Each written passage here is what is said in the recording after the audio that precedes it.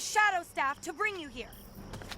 Okay. Hello there gorgeous gamers and welcome back to another Pure Play TV video review. And this time we've got Trollhunters Defenders of Arcadia for PS4, Xbox One, Nintendo Switch and PC. The version we're testing today is the PS4 version running on PS4 Pro.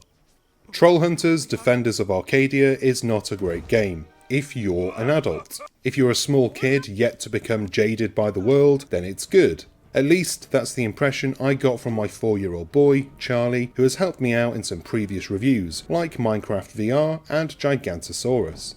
I suppose what's really important with a game like Trollhunters Defenders of Arcadia is remembering who the game has been made for. It hasn't been made for grown men like me or for hardcore gamers like you, but instead for young kids looking for a simple yet fun gaming experience.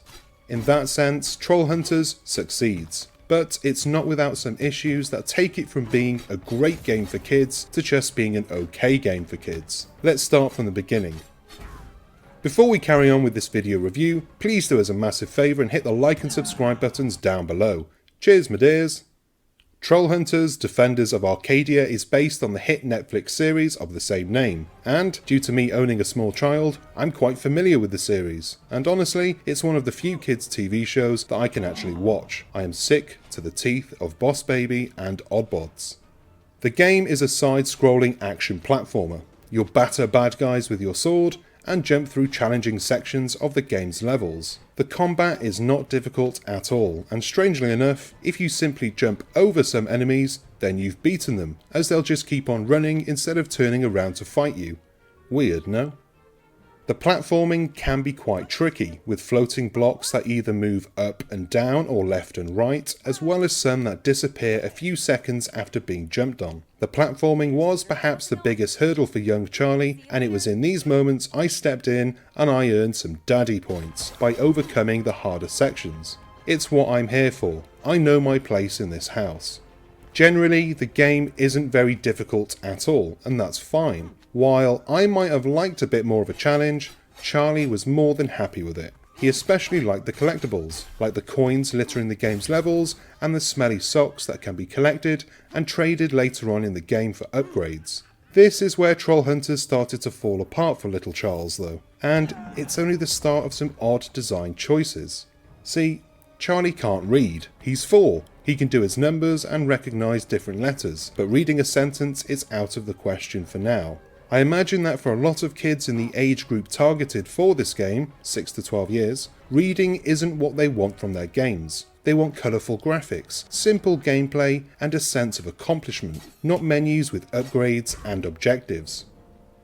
Another poor showing is how the game handles its story. Trollhunters manages to bring in a few of the original cast from the TV show, but they're massively underused. Rather than proper cutscenes that resemble the show, character interactions are limited to cardboard cutouts talking to one another. For young kids, this just doesn't work and it feels rather cheap. I know that Charlie would have enjoyed it a bit more with some proper animation, as would I. Trollhunters Defenders of Arcadia isn't a graphically impressive game either.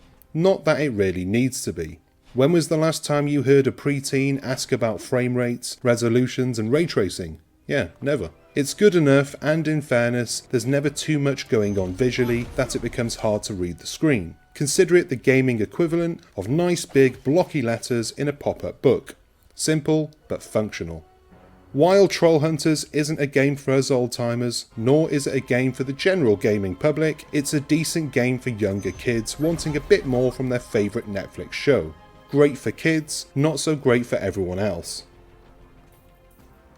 And there we have it folks, another review done and dusted. I hope you enjoyed this video and found it to be at least a little bit useful. If you haven't already done so, please hit the like and subscribe buttons down below, as well as the bell icon so that you're the first to know when we've got new stuff for you to watch. You can also check out our websites and social medias, and all the links are down in the info box below. I've been Chris, you've been the bravest of Arcadians, and I'll see you next time. Until then, bye!